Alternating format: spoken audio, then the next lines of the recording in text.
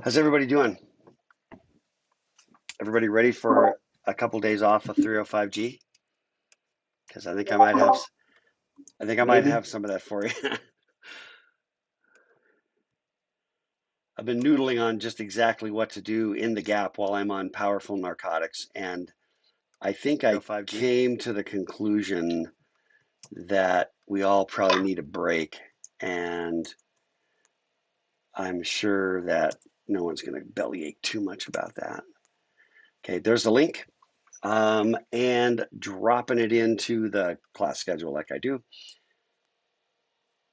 And I'm thinking, I don't know, I'm just thinking, look, there's stuff to catch up on, get the writing going. Uh, you know, we're floating here and I'm going to go unconscious. And what I will do is send out a note. There's a bunch of like history of computing stuff that I want to, maybe I'll just give you that reading to kind of do. I'll get that fixed up tonight. And that way you can be, you know what I mean, get a little bit of a head start on some of that reading. Hot mic, baby hot mic.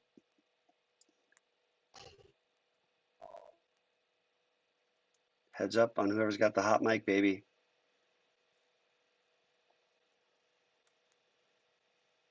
Okay, sorry, Canvas being dumb.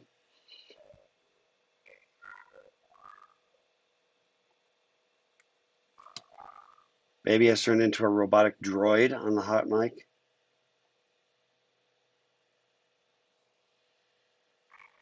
Okay, sorry, this is like being really dumb. Just a second, we're almost there. Come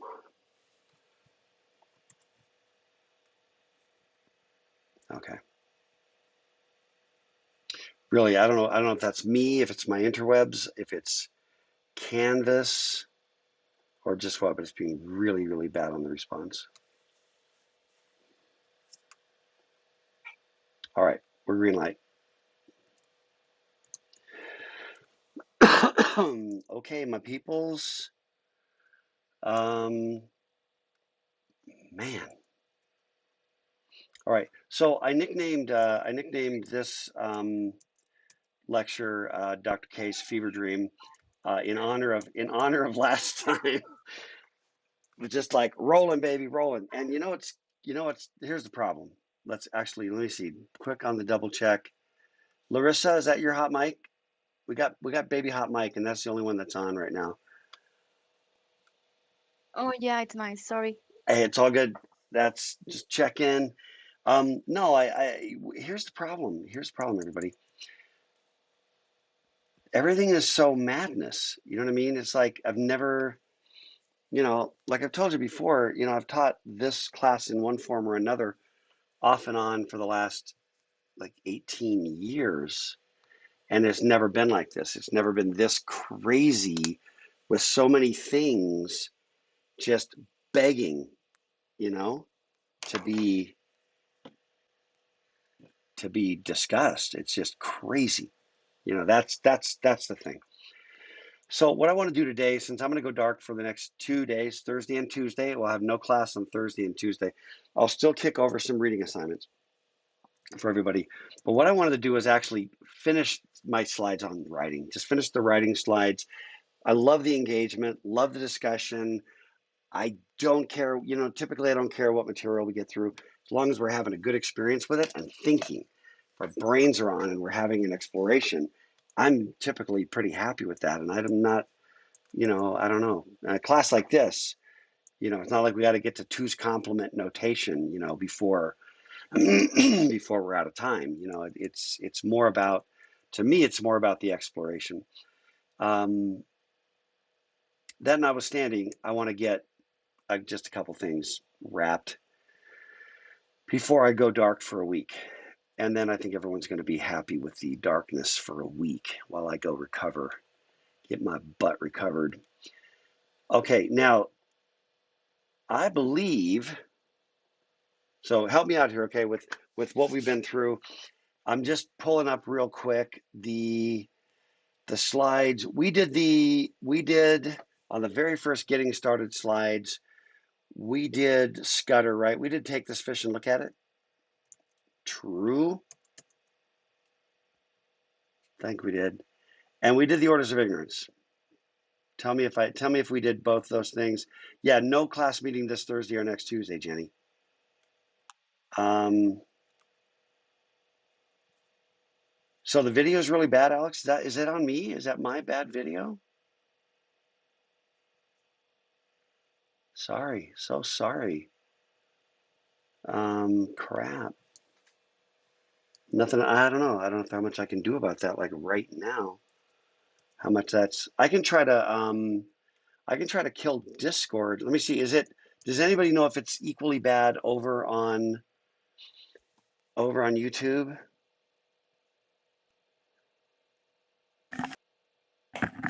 Well, you know what? YouTube, I do get an error on YouTube that says YouTube's not receiving enough video to maintain smooth streaming.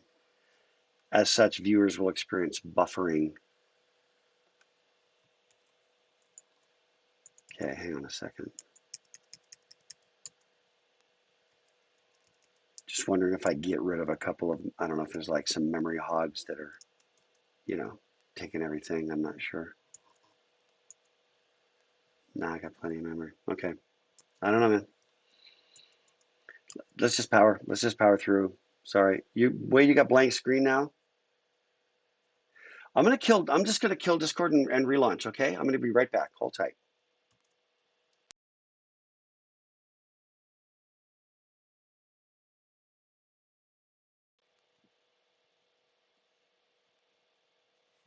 What the heck?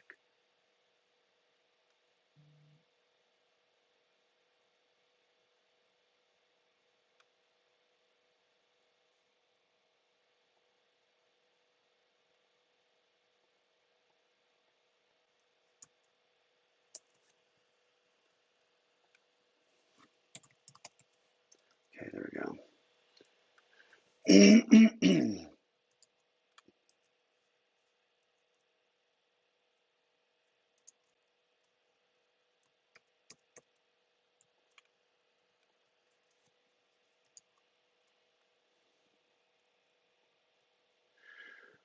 All right, that should did that throw me back in? Am I back in?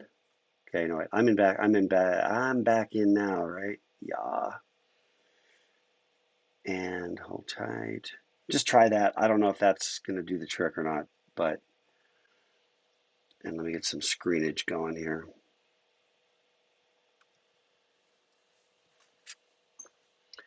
All right, is that any better? And I don't know if that was just Discord or what. Is that better? Seems to be rolling a little better. I mentioned this to my 2810, but check out I got my new web light. Web light. I got my web camera light, which, if you recall back in the day, it was always like this and like the shadow. And now I have illumination a bit better. And I've got the warm, I've got the make the white man look way more white than I don't need this. I don't need that. Make me look blue like an alien, which does coloration just really makes my face go purple. And then this is the warm look. Look, Dr. K got some sun a month ago. Yeah. So give me some light, right? So anyway, that's my new experimentation, which I do think it makes a better video thing. So I'm trying to up my game here a little bit. Okay, so yeah, this is Dr. K's fever dream.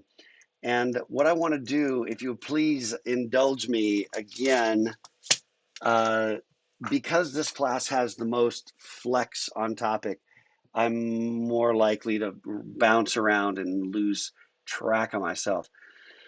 But we did, I believe, we do the orders of ignorance? So help me out here with what we kind of got to. I want to hit the writing stuff. Let me hit that first because that's the more tangible, applicable skill stuff that I want to get to. But did we do the fish story? And some of you also, like me, have me in some other class, 3450 or 2810, and try to differentiate, whether what happened right here. Okay, we did the fish story here. Did we do the orders of ignorance? Did we do the full discussion of the orders of ignorance? I think we did. I'm pretty sure we did. Okay, Good. That's good. Um, and that takes care of, and I did the introduction stuff, pretty sure, the like introducing myself and that stuff.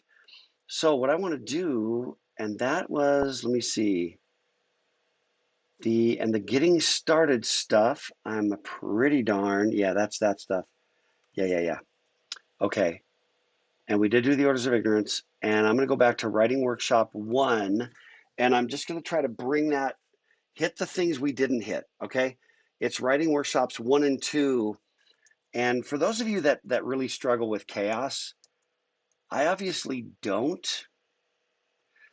I'm okay with things kind of. I'll give you an example, okay? And your mileage may vary on this, but I love doing jigsaw puzzles.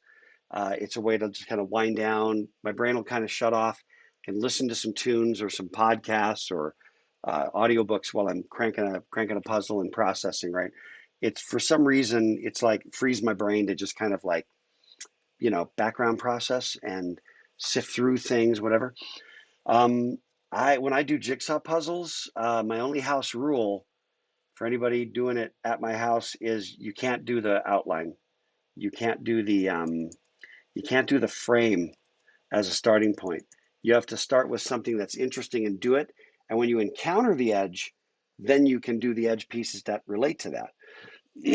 But you don't start by doing like all the edge pieces. That organically forms as you're done. I know, Camille. I know your mileage may vary, but that's my thing. And it's actually almost like I'm I could be like, well, you guys are all OCD. Like, nah, it's a different. I am, but it's a different kind. You know what I mean? I'm a little OCD about that thing. Like, this is sort of how I do it. So yeah, I'm not arguing with you, Camille, at all. I think it is a little. It's certainly heretical as jigsaw puzzle behaviors are concerned. Okay, so here's what I want to do. And I should be able to kind of like bring this forward and be done at least with the writing stuff. Okay, today. That's my goal today. And honestly, it was GameStop that did it to me last time. That was a fever dream. I hope it was okay still. I hope you enjoyed it. I mean, I did, but it was like there was so much just converging in the world in like, you know, for an instant, you know. Uh, yeah, I don't know. I needed the process, so thanks for kind of group therapy on that. And I mean that like real. I'm not mocking group therapy. I'm a fan. I'm just saying it was a little bit certainly for me. So I hope it was still interesting. Dr. K's fever dream. Okay, let's go. Ready? So here's what I'm gonna do. Oh, and by the way, I had a comment from it was a DM on Discord about like whoever it was, and please don't admit to it or fess up. It's not calling anybody out, but it was a question about like, hey, Dr. K, I got really into the stuff and wound up writing a lot more than I expected, whatever. And I wanted to say this kind of for everybody that number one, I love the fact that for some of you the writing thing is turning on a little bit more. You're feeling, some of you are just like you know F you and your writing. Some of you are still reluctant, but some of you are pivoting and having some of that little transitional thing, which is wonderful. And if you're getting the urge to write and go a little crazy, also wonderful. However, for the smallish blog posts, just understand that the exercise, just like the very short story, I just imposed a constraint of a maximum size of 140 and characters. With a smallish post, it is one paragraph, one thought, one idea, one punchline. Launch, build to the punch, deliver it, and give me your position. Say something. And so if you've done a thing that's like bigger than that, what I'd recommend you do is leave that on your blog. Go ahead and put that on your blog. Then take a paragraph of it, make that the submission, right? That's the one that you're going to actually submit, and make that concise, work that one paragraph. And the other is kind of just for fun, whatever. Okay, is that cool? Everybody got that? That's how we're doing this thing. And that is kind of clear on the smallest blog post assignment stuff. But just to be really, really clear, that's what we're doing here on these smallish blog posts. It is constrained deliberately, okay, by me for a particular kind of experience, and I'm gauging that experience. You know what I mean? I'm gauging that level of kind of writing. All right, everybody cool? Will we get a thumbs up or anything? Or we got everyone went dark or we're good? Or okay, thank you for the thumbs up, everybody. Or every couple bodies. Thank you. All right, okay, let's go. I'm just gonna kind of I'll be a little, I don't know, a little faster. No guarantees. No guarantees. But I do want to be all done with all the writing stuff by the time we're going, by the time I'm gone. And my current plan is to be back on Thursday. So no class this Thursday, the 4th, no class on Tuesday, the 9th, and I will post readings for you to get ahead of that whole thing. It's a bunch of historical stuff I want you to try to digest. Okay?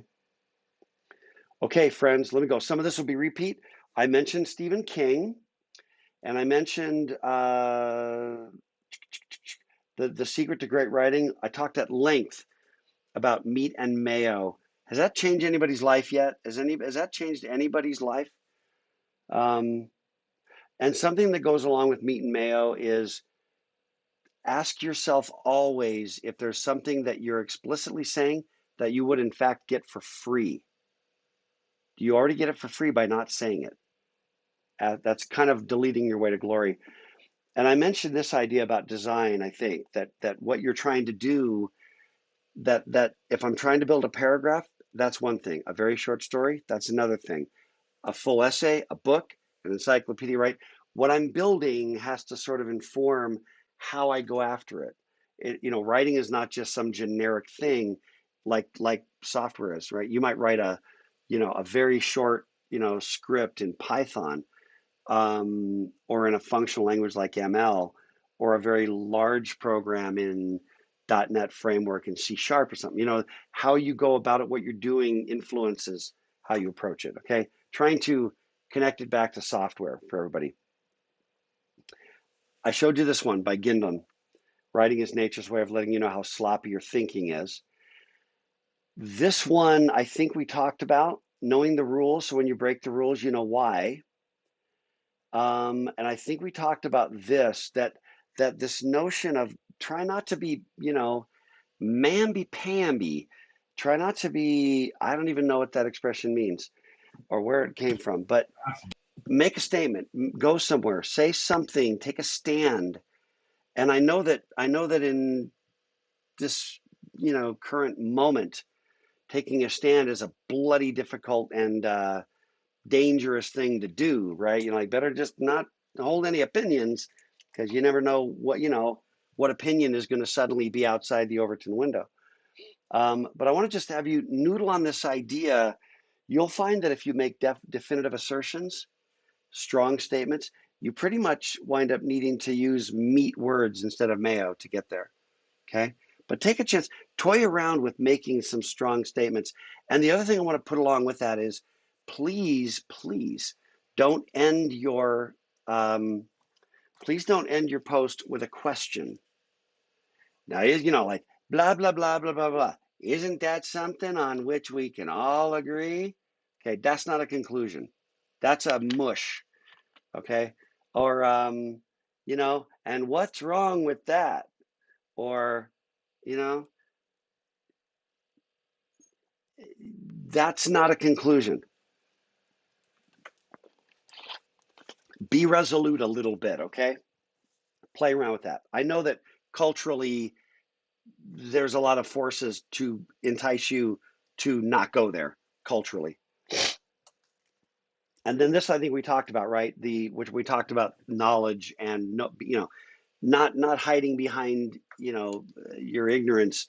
Be bold enough to let if you don't know something, let's fix it. Let's understand it. Let's get into a position where you can be called out.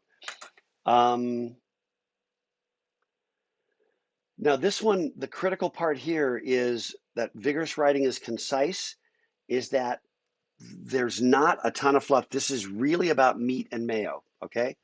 It's deleting your way to glory and deleting as much mayo as you can possibly get away with. And a lot of times it's not about changing a word, deleting a word. Sometimes it's about taking the whole idea, pulling it out, reconstructing it in a tighter form, and dropping it back, like literally refactoring. All right. And Michael, when you say you're more on the side of mayo, are you saying that you tend to gravitate toward creating mayo? Or are you saying that you're on team mayo? Let's be clear about that. When a sentence is made stronger, it usually becomes shorter. Not always, but it usually becomes shorter. And that's kind of that same idea. Writing is for most laborious and slow, and that's kind of a to disabuse you of this idea that somehow if you were just a great writer, it would just flow. Just understand that great writers grind through and take time, and that's just part of the craft. Okay. I think we're into territory that I've not covered. It feels like this is new territory. Okay. Does that seem right? Does this seem like we're into new uncharted waters? Although I'm committed to make it moving, uh, so I can get all the other crap done, like finishing my commentary on the social dilemma tonight and get all that stuff done before I go do my surgery thing tomorrow, which I don't know when that is yet. So I don't know. Anyway, don't overstate. When you overstate your case, uh, Okay, cool. all right, cool. Hey, Austin, I think you got a hot mic. You got it? Yep, got it. We got it. Austin, you're not really attending class, are you, Austin? Austin, hot mic, bro. Exposed. Yeah. Okay, I'm muting Austin. Sorry, Austin, but snooze you lose, bro. Okay, I'm muting. I'm muting our boy Austin. Uh, sorry, bro.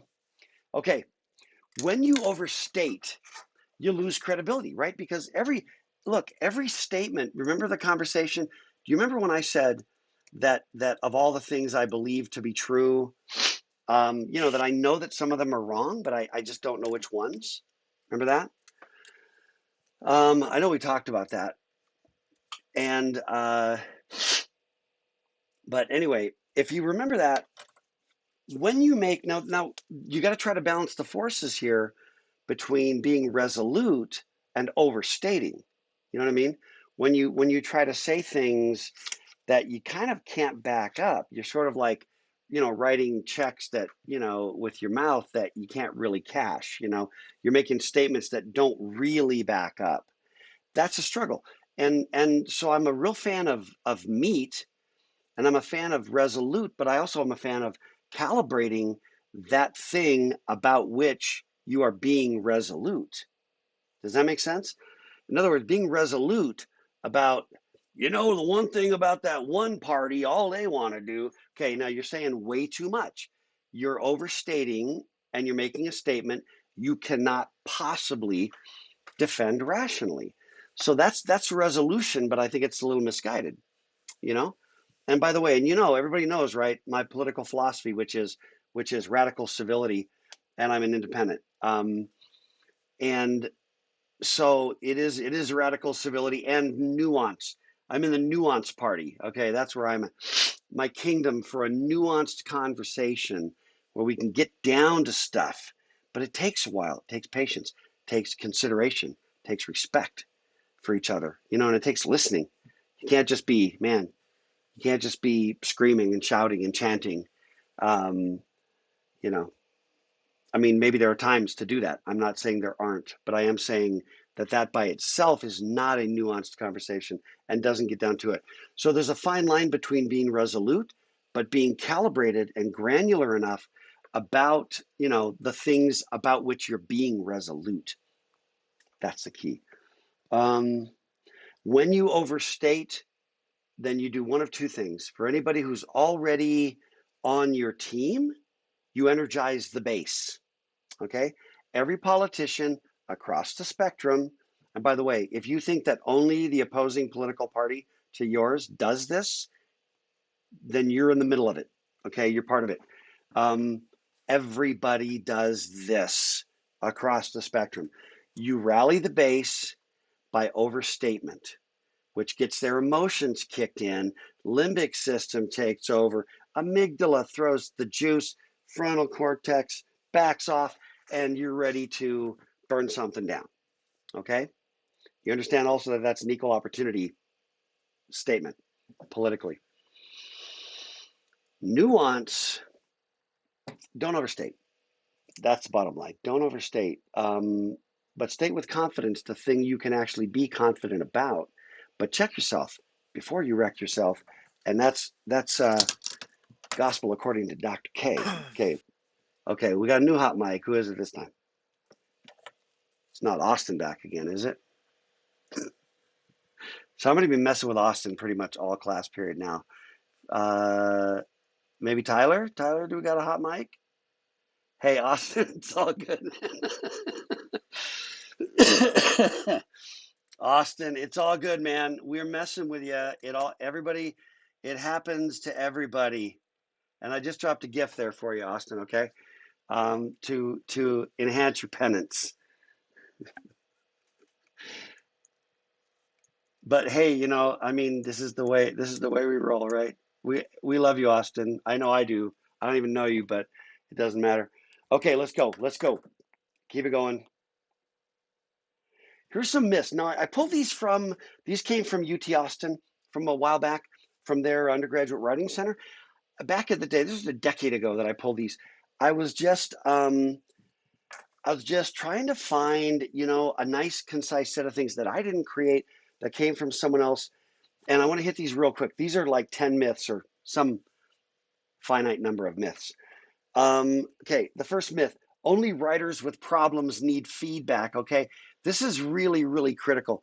Everybody needs feedback all the time. Okay, because I don't care. If it's a day of the week, if it's a day that ends in Y and you're, writing, you need feedback on that thing. Sanity check. And sometimes the feedback will be, this is really a fantastic first cut. Fine, but everybody needs that extra set of eyes, okay? This one, good writers write quickly and effortlessly. This is the myth of those who aren't good writers who misunderstand what good writers actually go through. You know what I mean? You think, well, I'm not like that person. Well, you don't know what that person had to go through, right? Remember Hemingway, right? Farewell to Arms, 39 times, right? And the truth is, I think as you write more, you get better at it. That's true. And it does come a little smoother. I think that I'm a pretty dang good writer and certainly pretty experienced. And I just grind and grind. And before I send a text, I proof it.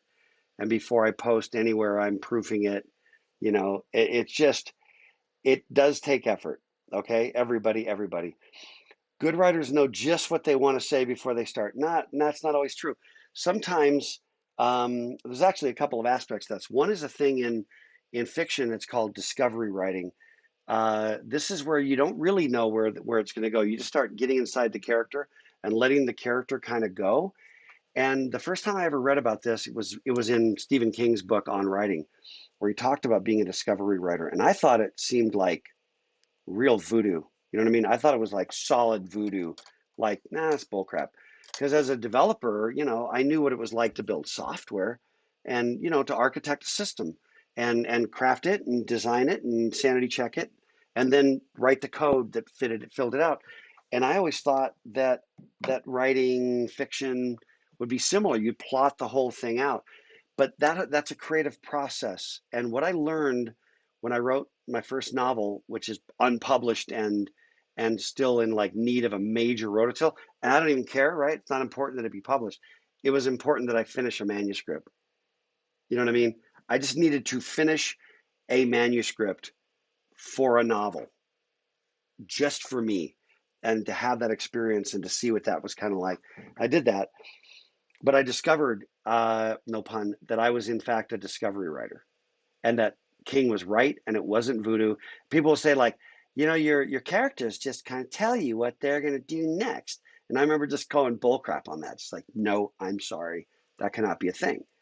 And then all of a sudden I'm in this, in this trance on a Saturday morning in my office, writing in my book. And I'm at this point and there's like this, this impossible moment. And all of a sudden, literally the character like tells me what they're going to do. And I'm just like, okay, that's freaking brilliant.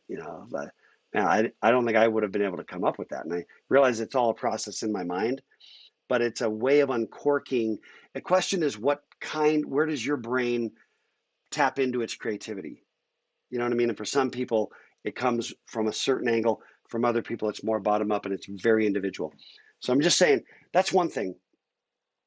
But the other thing when you're dealing with like op-ed work is this being willing to be open to have your mind change. You ought to go into the thing just going, this thing that I'm writing, that I'm stating so definitively, that I know so concretely, maybe it's the one thing that today or this hour that I actually didn't know. Maybe that was the one thing I was wrong at. Might be. It might be. Okay. Myth number 4, readers want black and white. They want clear, they want discrete analysis. And this is again that, I agree with this. I don't agree with, I disagree with the myth, meaning I agree with the writing center at UT Austin. Readers do trust writers who understand and reflect the nuance. I believe that. Now, it might not be as effective to rally the base at a political rally.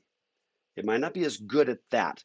It might not be as good at, cranking up the ratings as you take your, once and former news channel and turn it into, basically just, one side of a flame war. Once you start to do that and you gravitate toward appeasing your base and becoming part of their echo chamber, that audience yearns for black and white explanations. Reality plays itself out in the ambiguous gray zones in between where these things are not so cut and dried. Okay, that's the punchline there. Gradation, shades of gray. Billy Joel had a great song called Shades of Gray from the album River of Dreams, which was his last pop album. Going back quite a ways, but it's a great album. Myth 5, simple language seems ornate, seems dumb, and here's the thing. I want to just say this is important. The statement is overly ornate language or wordy sentences muddle your argument. Okay, yes and no, yes and no. Use simple, concise, and simple language.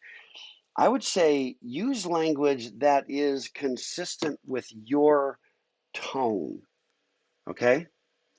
My language, you may have noticed, I try to be concise. I know that doesn't always end well. And I honestly, truly don't worry. This may come as no shock to any of you that if I'm using words that I think there's a half decent chance that 90% of my audience doesn't know, I don't care. There's a couple reasons for that. One is someone's got to hear those words sometime. So they might as well hear it and maybe be curious, and be like, wait, and I have known people that I just like write words down, or read a book, I read a book once. I don't even remember the book, but I do remember, and I found like in a box somewhere, I had literally just made like a Word doc or something of I'm reading this book, just a higher end vocabulary, book. Devin read a book once. That's great. But what I did was, as I went through the book, I just, every time I encountered a word I didn't know, I marked it in the book and then wrote it. It was like, it happened so often, like every page, there were a couple of words I didn't know. And I'm probably, I'm going to go like 35 when I encountered this book. And I did that whole thing. And my goal was to eventually just like look them all up and figure out like what these words meant and how to incorporate them into my language. And the funny thing is I didn't really do it. I didn't do much deliberate about that. but I literally just found that piece of paper in a box like 10 years later, and I knew all the words on the list, like almost all of them, without even making an effort. It was like sometimes just being aware of a word will spark a new moment for somebody. So I really don't care. You have to pick your audience somewhere somehow, and no matter where you fit your language, you're going to lose somebody, right? If you write to a fifth grade level, you're going to lose a certain kind of the audience. If you write to another level, you're going to lose another part of the audience. And so at the end of the day, I think it makes a lot of sense to write for yourself, but which is that's where the core satisfaction. But here's an interesting thing. Um, Winston Churchill, who was a master of the English language, when he did his famous speech, um, which man, what are the movies out? Dunkirk, and what are there's a couple of Darkest Hour. Is that the name of the movie with Gary Oldman as Churchill? Was that Darkest Hour? Great movies, really great movies. But anyway, there's a part where somewhere there, and I don't have chapter and verse right in front of me, but Churchill does the famous speech where he was like, "We will fight them on the beaches. We will fight them." And what's really interesting is when Churchill he's rallying the people of England, right, against an existential threat from Nazi Germany. Um, and when he says all these things in his normal Winston Churchill prime minister, very articulate. And then when he kicks into the moment of really rallying the people behind the cause and energizing them to the cause, his language drops into largely one syllable statements, one syllable words, okay? Or as we like to say, monosyllabic. Um, I am going to, if I can quickly, because I don't have it right here, because I'm a dummy. Hang on. And I might not be able to pull it like really fast, and I'm not going to burn more than just a minute here.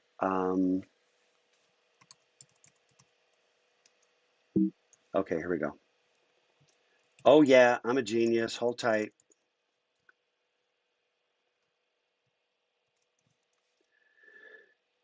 Yeah, okay. So I'm going to drop this over here just so you can see what I'm talking about. Here we go. Little Winston Churchill.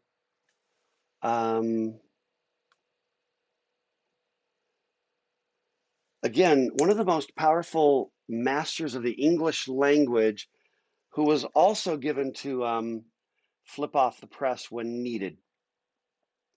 What's interesting is as you look at the very beginning and you start to look, can you read that okay? Is that visible? I'm trying to make it a little bigger on the text. There we go. Anyway, as you look at this, just look at the language he's using. This has to do with targeting your audience. So there is an element that says understand your audience. You might have a preferred audience, but you also need at times to deliberately target an audience because that's who you're trying to reach. Okay. And I'm not going to read the whole thing because it's long, but you got 20 divisions and the abandonment of the whole of Belgium when the force and scope of the German penetration were realized. He's going on, he's basically, setting everything up. Okay. He's using, now look at the meat versus mayo here. Look at the meat versus mayo, right? Behind them again, and behind them again, it's a little mayo-ish, they're plotted comparatively slowly, the dull, brute mass of the ordinary German army and German people. Right? You see the meat, the meat words, the creative language, always so ready, a little mayonnaise, to be led to the trampling down in other lands of liberties and comforts. He's doing this like trade-off between some decent little mayo and a nice little, meat kinds of stuff. Anyway, and he's reciting the history, okay? And then he's going through it. It's a long speech. But when you go to the bottom here, and now we're talking about Dunkirk and okay, where are we at here? I may have to go. I'm going to scan. I don't want to miss it, and I don't. I think it's near the bottom. Okay, here we go. Now we get near the bottom. You see this the mastery of the language, and then you've got look at them. Look at the meat words. Gestapo, grip, odious, the grip of the Gestapo and all the odious apparatus of Nazi rule. We shall not flag or fail. This is genius writing. Okay, we shall go on. Now watch. Now this one he pivots and look at the words. We shall go on to the end. We shall fight in France. See that everything's monosyllabic. We shall fight on the seas and oceans. We shall fight. Right now, you see the pivot? Isn't that amazing? Um, we shall fight with growing confidence and growing strength. Right? We shall fight on the beaches. We shall fight on the landing grounds. We shall fight in the fields and in the streets. We shall fight in the hills. We shall never surrender. The language just shifts. Okay, so that just as an example, right? And I will drop the link in case anybody's interested. It's just such a remarkable moment in world history. But from a writing perspective, again, you just have to understand that Churchill was known and recognized historically in the world of language and literature as an absolute master of the English language and a master orator who, after winning World War II, does not win re-election, which is another story, which is fascinating, because he was a bit of an a-hole. That's never happened before. So anyway, we're not going there. But I am saying that Churchill. What the other thing that reminds me of, right, is Martin Luther King's "I Have a Dream" speech, right? So I've been reading the autobiography of Martin Luther King. Martin Luther King was not only a doctorate, PhD. I think it was I don't know if it was a PhD or an EDD, but he was a doctorate, probably a PhD, and incredibly articulate, incredibly also a master of the English language and a master of word use. And if you look at that speech, the most famous speech of I Have a Dream, it's a very similar sort of a thing. There's a lot of setup. It follows a very similar pattern. Setup, and then when you get to the punchline of the I Have a Dream, it is like there's a shift from laying philosophical foundation to like a call to action of sorts, right? More of a philosophical, spiritual call to action, and it's ba boom, ba boom, ba boom, ba boom. And it's very similar to me. Those two speeches, different setting, different time, different motivation, different reason, people, nation, circumstance, all of that. But from a use of language perspective, they share that sort of a thing. So my real point is that it's more nuanced than this, and there's kind of a find the nuance and adapt the language to your purpose. That's really what it is. And when all else fails and you're just writing a blog post because it's fun, write for yourself and don't worry about it. Okay. Now, if you're like, and some of you would be like, well, myself is like bad grammar and ill-formed thoughts. Okay, no, that's not you. Write for your best self. Okay, all right, let me keep going. Longer is better. This one is the fault of every junior high school teacher, every teacher that ever set a minimum word count.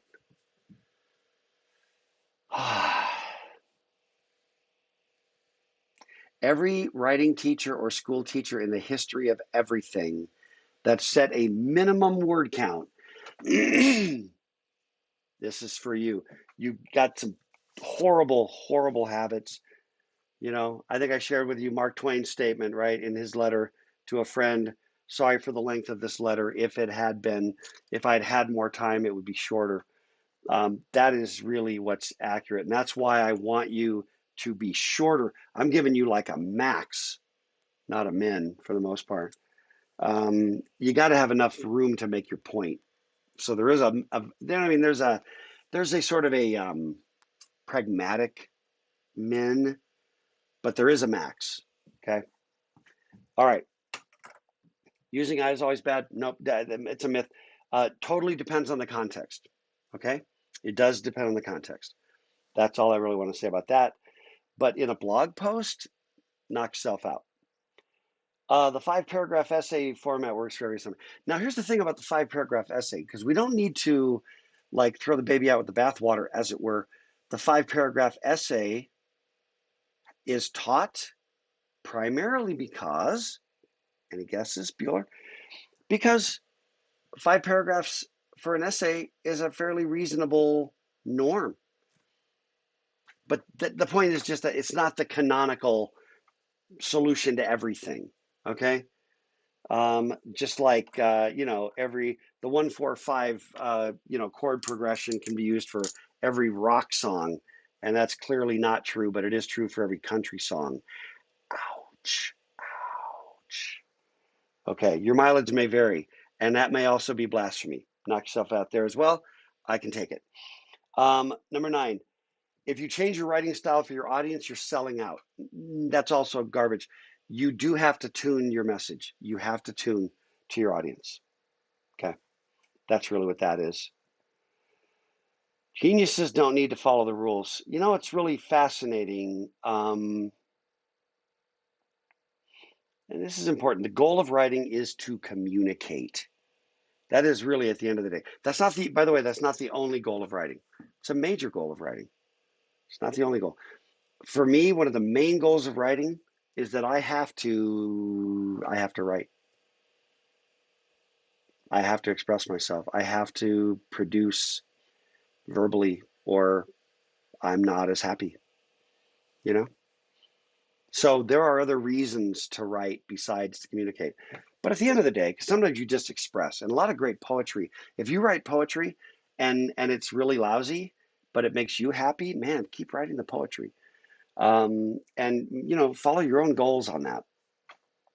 But to the extent that writing is to communicate, the more you follow the rules. Look, the goal of writing is to lower the barrier of entrance.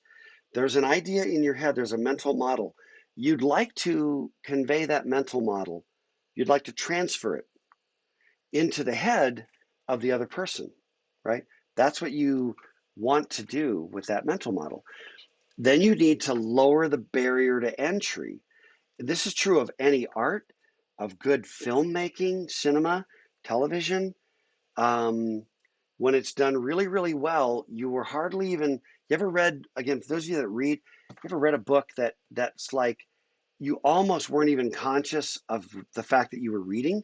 You were almost like, flip the page, and then as you're flipping the page, it's almost like you lose consciousness of the fact that you're reading. Anyone besides me have had this experience, right? That is, A, that's really great writing if that happens. B, it's writing that happens to resonate with me, and there are some things like, one of a book that was probably my all-time favorite for a solid decade. I don't even know what it got displaced by, was A Tale of Two Cities by Dickens. And that book took me like 50 pages to sort of like get my brain converted to the rhythm of Dickens language, right? I had to convert to the rhythm. And once I had the rhythm, that book was just like amazing, right? So, your fave books, I'd love to hear them sometime. I've got a thing actually that I did for 3450, which I might do here as well, just to get to know you better. But point I'm getting at is the goal is to lower the barrier to entry, so what you have to say can smoothly go in. When you're in a movie theater, there is a principle in film that is referred to as the suspension of disbelief. When you're in a movie theater, your brain really wants to forget that it's in a movie theater. It wants to be transported. And that's why you get nervous or afraid or tense, your blood pressure rises, or you cry. You, not me. I don't cry in movies, but I know you do. And it's that whole right. Your brain wants to lose itself in the moment. And when it's really, really bad writing or bad directing or bad casting or bad acting, and I'm thinking of you, Cobra Kai. I'm thinking of you, Cobra Kai, a series that should never have been built. Okay. Your mileage may vary, and that might also be blasphemy, and you can dish it out, and I can take it. But that series sucks. Okay. In contrast to, say, The Queen's Gambit, which was freaking brilliant. Okay. On every front. So you with me on this? And by the way, we can do confirm or deny on Cobra Kai and why it should just go away. So much unfulfilled promise. What am I getting at? When that happens, it interrupts. When you're in a movie theater and something goofy happens, you can't like get into it. It interrupts your suspension of disbelief. It gets in the way of. It raises the barrier to entry. When you stop for a second and go, I'm in a movie theater. When you have that thought, then the film just failed at that level. Okay. Okay. This might be the end. Nope. Oh, smallest blog post. Let me get to these. Don't regurgitate what the author said. It's your thoughts, your feelings. Best if you don't even mention it.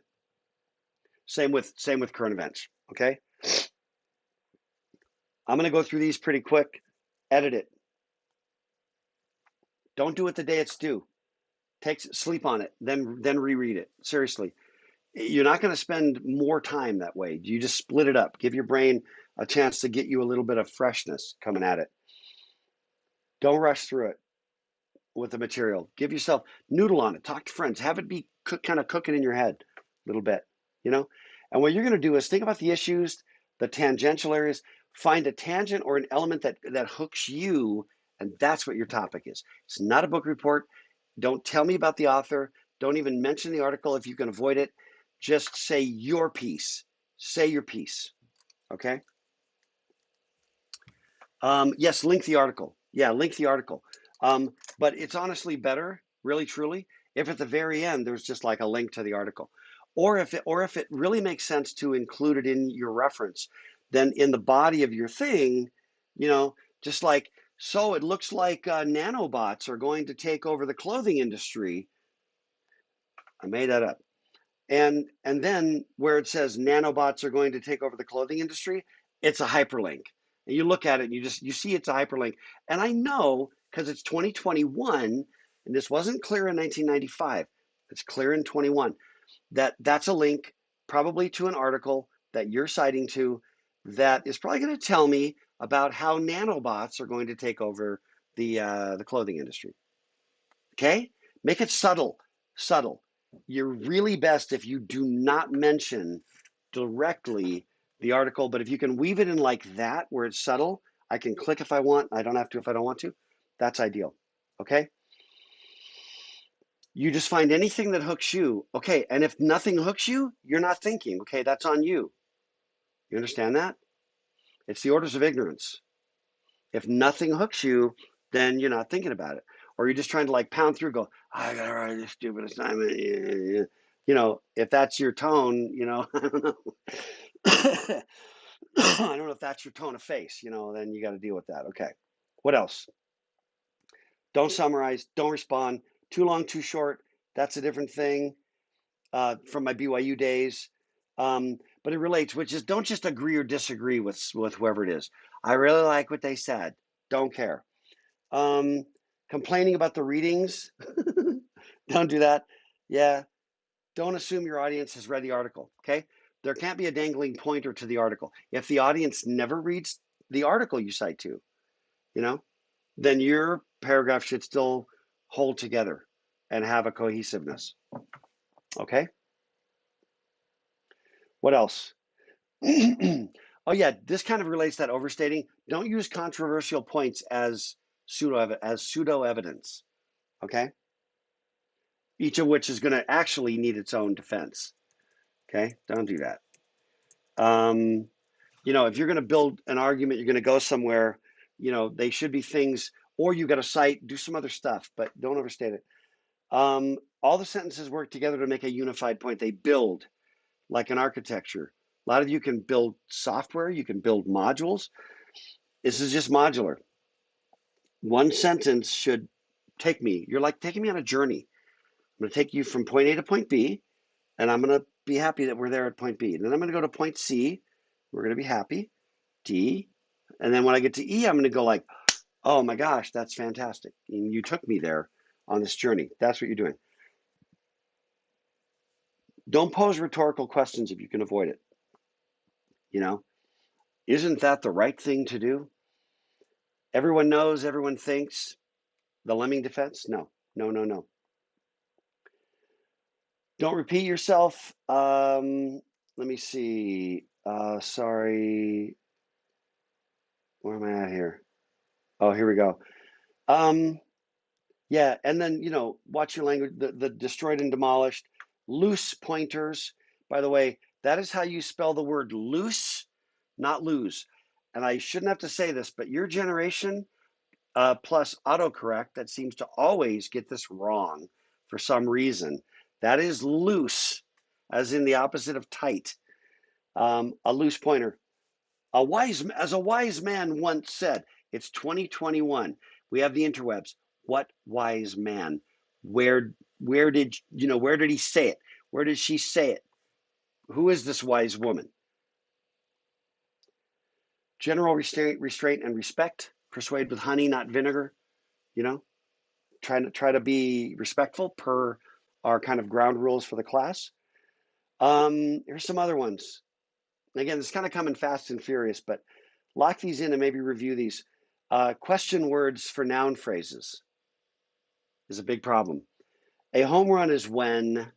When is a question about time.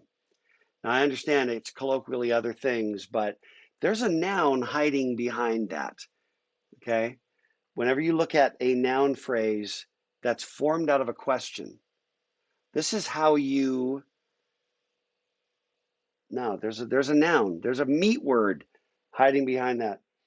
Existential questions, there's a lot of discussion, if there exists an X such that, find the direct way to say it. Like X, there exists an X such that X is destructive. How about just X is destructive? There's a lot of this these days, blah, blah, blah. Flip it, get down, say what you're trying to say instead of whipping around behind it. Okay, other pet peeves. See, this is what happens when we talk about writing and it goes real fast. Indeterminate association. This is like the has-a relationship in UML or an object-oriented design, Has. You understand that this means everything and therefore nothing. This one, I actually saw that this came out of a technical paper from more than a decade ago that I pulled. The introduction of a new tool to a research lab has high overhead. What does that mean? What does has mean? Has carries with it high overhead, has an envelope attached to the side of it, and inside the envelope is high overhead, is equipped with, deliberately is intended to have. You don't know what it means. And the more technical it gets, the worse it is. All the has a relationship in UML tells you is that there's an association. It does not tell you what it is. How about is fitted with, is accompanied by, encircled within, is equipped with.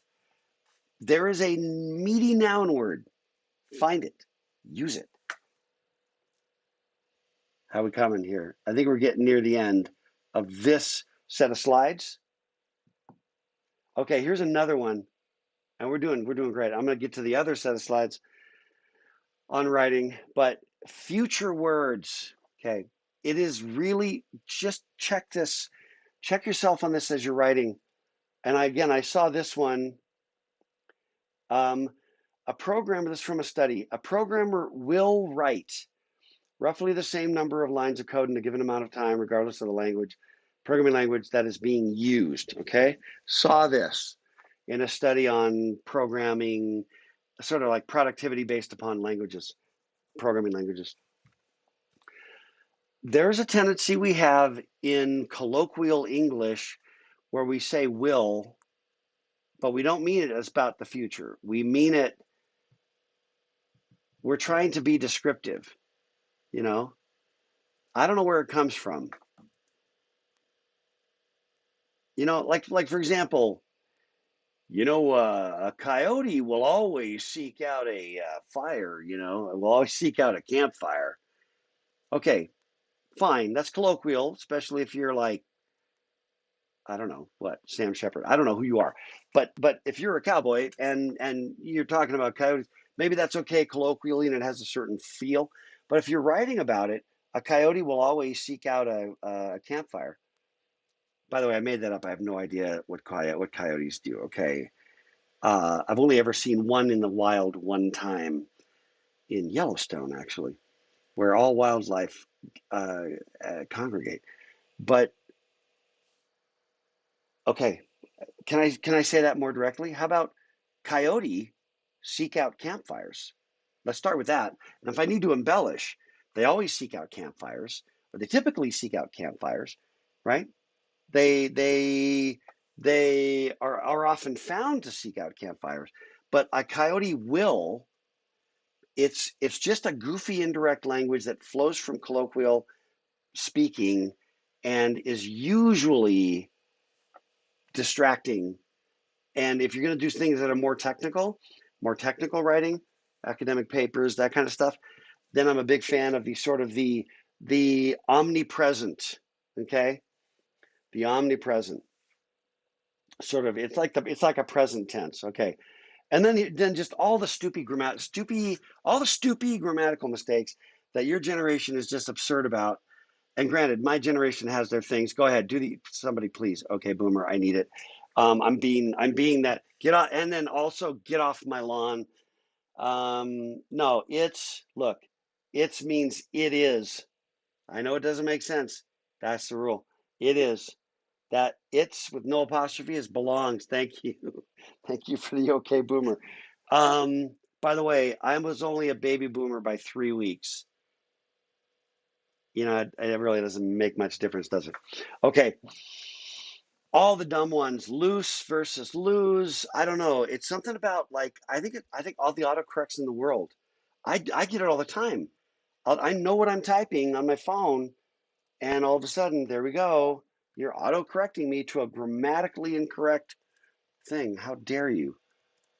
Okay, I'm going to pivot over. Are we good? We're like silent mode, but I think it's because you're all like rapt attention, and I'm not like I usually do, beating on the audience engagement.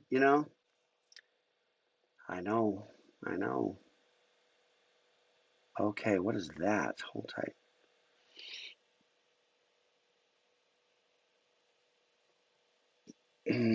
I want to just say, I'm just checking real quick to see anything else I want to say about this whole thing. Oh man, that's probably my call. I'm just scanning this set of slides that I have, and I'm just trying to figure out if I want to hit it like this right now or kind of come back to it and intermingle, like writing thought of the day or something like that. I'm gonna push back. I'm not gonna go diving straight into that thing at this point. Okay, and that gets us into. By the way, let me pause for a second. Any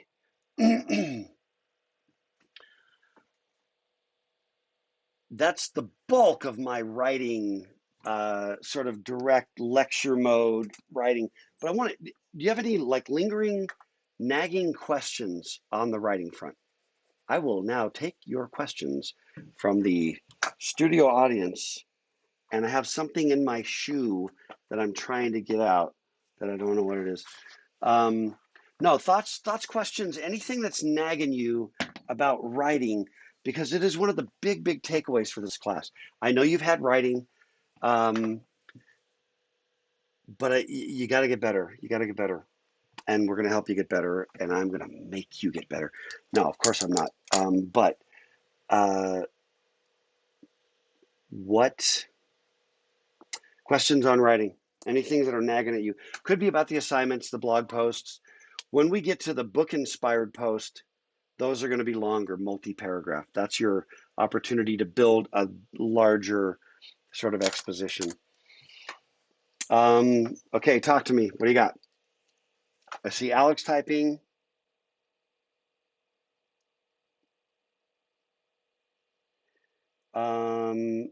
Yeah, and I got to call. I do have to call. It's my hospital thing.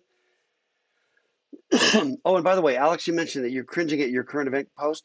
By the way, our philosophy in this class is just keep making it better. Just keep making it better, okay? I don't think I said this anywhere, but between you and me and the fence post, um, if after you get your grade, first of all, if there's any problem or issues with the grade, talk to Devin or Tim, whoever graded it, and then hit me up as well if you're like, I really don't think this was fair or whatever. We'll just, we don't care who's right. We're just trying to get it right. Um, but you can always go back and re-edit. Go back to your blog post. That to me is actually really good practice. Like, okay, I got a ding grade. Look at the rubric. It punishes real fast. One typo minus 1 point. Really, that one typo is worth a B minus? Yeah, on this rubric, I guess. Why don't you not have a typo? Okay. I'm not being like snarky. I mean, like, seriously, why don't you not have a typo? Power is within you. And I'm being pretty flex on the deadlines at this point. But even after you've done something, if you want to roll back and rework your blog post and then ping, just resubmit another submission on that homework, that assignment, then whoever's got that one, me, Devin, Tim, we'll double back and we'll look at it again. And if you can keep making it better, we are okay with that. It's really about the improvement anyway, you know what I mean? And that you're taking it seriously. And frankly, editing and rewriting your own posts is really, really good habit. That's a very good habit to get into. Okay, everybody cool with that? Um, And let me see. Yeah, Gabe. So absolutely. I don't know if we have those. I don't know if I have those posted, but get them on. But start working it on your blog. You know what I mean, Gabe? While it's fresh, absolutely pick your theme and make your blog post. Start working it. And if I don't really remember what's up or not up, frankly, because we're still like rolling out of the chute here. Um, so Jenny, which are we talking about? We're talking about the blog posts. Which other assignments are we talking about? That's it, really, right? Yeah, Jenny. Yeah, that's all. That's what I'm actually talking about, is the blog post. Go back and try to make your writing better. Take the and the other thing that we talked about maybe a little bit was hot, medium, and mild, which it's time to get that codified somewhere in the syllabus if it's not already there. Sorry, this is one of those things that I was rolling like a madman in fall semester, and then we come out of that and into, like, there's holiday break, New Year's, and then I go vertigo boy for 2 weeks just before school starts. So it's one of those things where it's like I'm still like rototilling as I go, having just created it fresh in the fall dynamically. So it's still a work in progress. And whenever this is a work in progress like that, I'm just going to work with you. To me, that's the fairest way possible. But it's a way of just saying, you know, just keep making it better. Because I'm not worried about, if you want to take advantage of that, I think you should keep working to try to make it better and better and better. And the truth is, like, okay, what if you just want to throw something slop over the wall? Am I worried about that? No, because the slop's going to get a really bad grade. And if you're inclined to throw slop over the wall to bookmark it, you can come back to it to make it better. I've seen it. It doesn't work out. It doesn't work out. So that's no skin off my nose at all.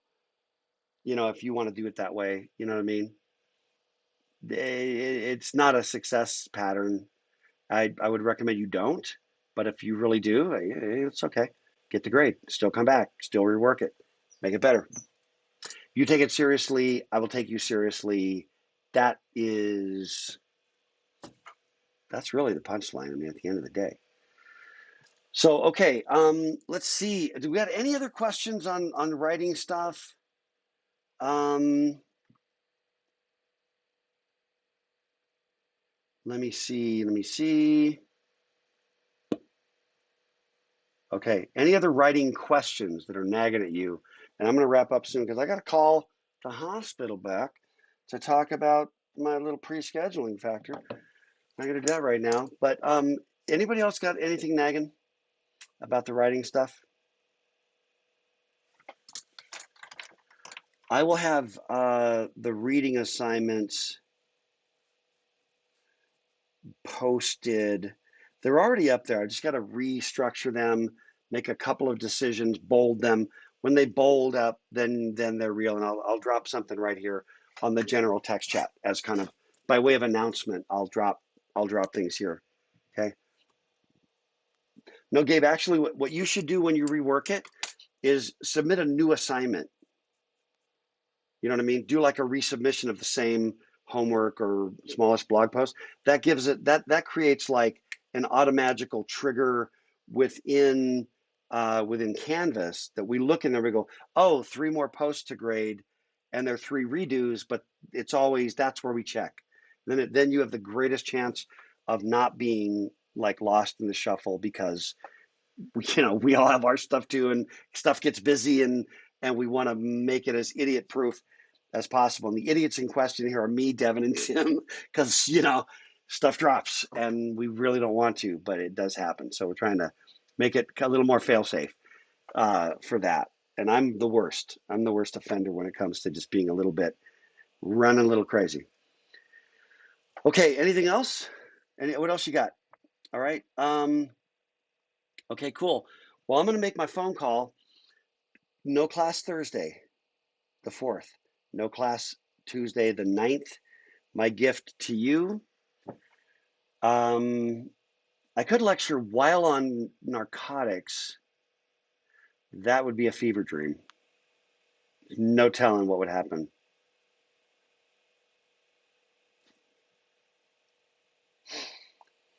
So, alrighty.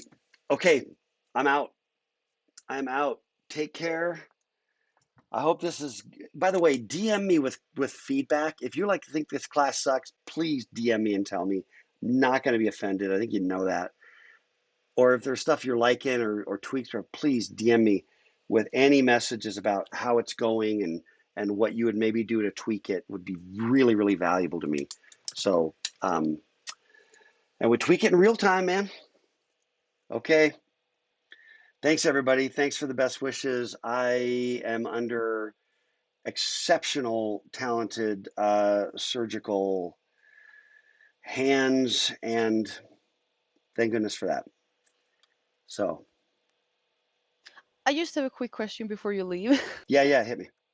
It's about the watch party you had on Saturday. Yeah, Could we find a link for it? Yeah, I'm posting. I did my own recording of the social dilemma, and I am going to do my own audio commentary, literally right now after I get off the phone with these other guys. And then I'll post that either on a Google Drive or to Canvas, and then post a link to that for everybody. Oh, awesome. Thank you. So that'll be happening tonight. Awesome. I wanted to Thank do you. it earlier, and life did whatever it does. So you bet, Jenny. Sounds great. Okay. All right. See